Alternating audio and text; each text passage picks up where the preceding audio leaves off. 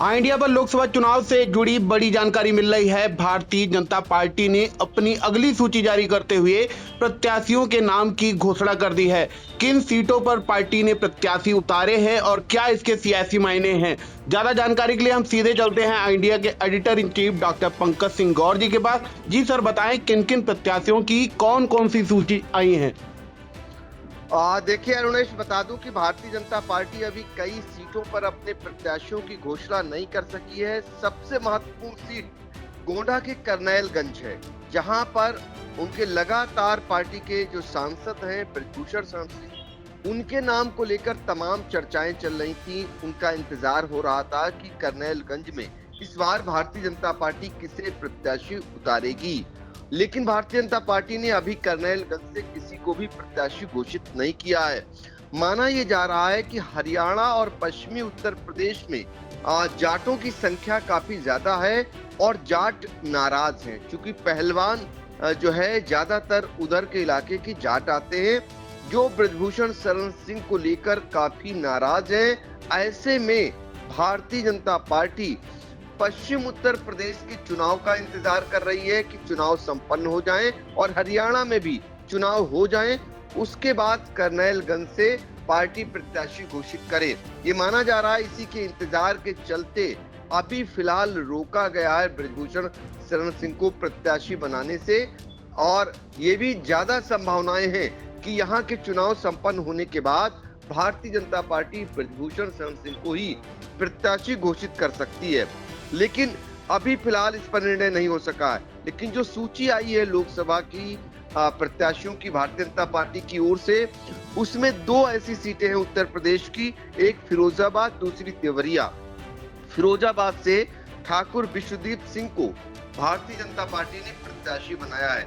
आप देख रहे होंगे इधर भारतीय जनता पार्टी से पश्चिमी उत्तर प्रदेश और खासकर गुजरात के तमाम ऐसे छत्री जो नाराज हैं, जो आरोप लगा रहे हैं कि पश्चिमी उत्तर प्रदेश में छत्रियों को भारतीय जनता पार्टी ने टिकट नहीं दिया।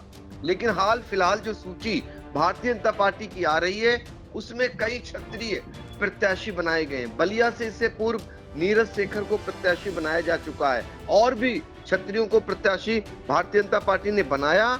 इसी बीच फिरोजाबाद से ठाकुर विश्वदीप सिंह को भारतीय जनता पार्टी ने प्रत्याशी बनाया है। आपने देखा होगा मैनपुरी में भी, जहां पर डिंपल यादव चुनाव लड़ रही हैं और सांसद हैं मौजूदा, अखिलेश यादव की पत्नी हैं, उनके मुकाबले भी जो है यहाँ पर ठाकुर उम्मीदवार को भारतीय जनता पार्टी पहले ही उतार चुकी है। तो फिरोजाबाद से ठाकुर विश्वदीप सिंह को प्रत्याशी बनाया गया है और देवरिया से शशांक मर त्रिपाठी को प्रत्याशी बनाया गया है।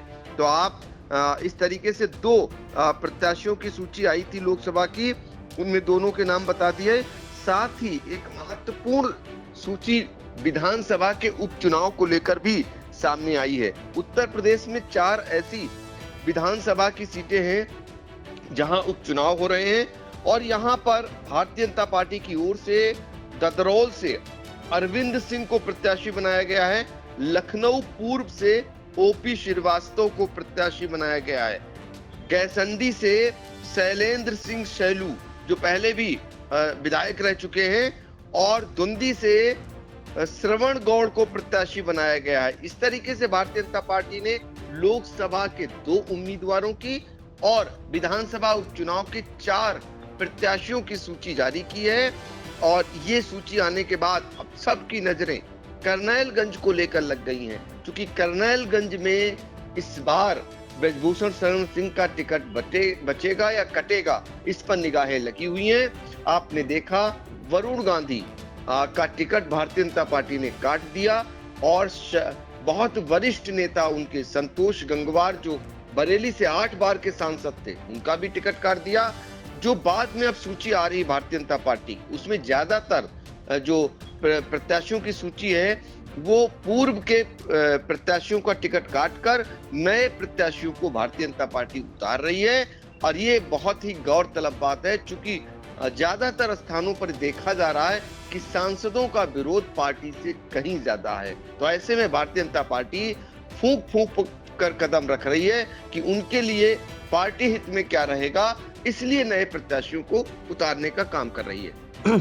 तो ये है पूरा मामला। आपको बता दें, भारतीय जनता पार्टी ने उत्तर प्रदेश की 2 संसदीय सीटों फिरोजाबाद और देवरिया तथा उत्तर प्रदेश की 4 विधानसभा सीटों पर उपचुनाव के लिए अपने प्रत्याशी उतार दिए हैं। हम अपने दर्शकों को बताना चाहेंगे, आई इंडिया लगातार लोकसभा चुनाव को लेकर बारीक से बारीक खबर पर अपनी नजर बनाए हुए है। आप इन तमाम जानकारियों के लिए आई इंडिया से जुड़े रह सकते हैं। इन तमाम जानकारियों के लिए धन्यवाद सर।